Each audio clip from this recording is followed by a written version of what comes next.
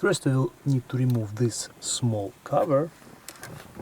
For this I will actually push the mirror down slightly. Now it will give us enough room to disconnect two connectors like this, and then the small cover will come out. We have two clips that hold in place and two in the back. Now I will pull the big cover down, and here it is, guys.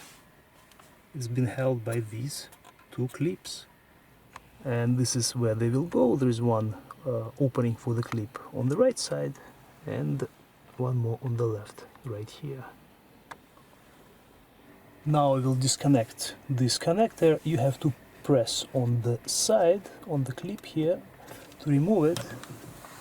So I will press, and at the same time you have to pull, and it will come out.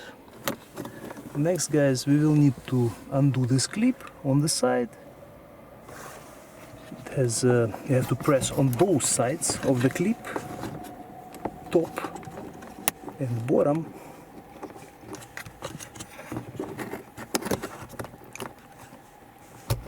Then this one will come out. The reason for that is that we have this cable for our mirror. Now we'll use Torx 20-bit, and I will unscrew one screw near the base of the mirror. Again, guys, Torx 20-bit. And now I can slide off the mirror and it's off. Again, guys, this is our electrical connector with the clip. This is how the clip looks like. You have to press on both sides. This is the mount, and right here we have the part number for this mirror. And this is how it looks without the mirror. When you install the mirror, it has to go up like this, slides like that, and now we can reinstall the screw.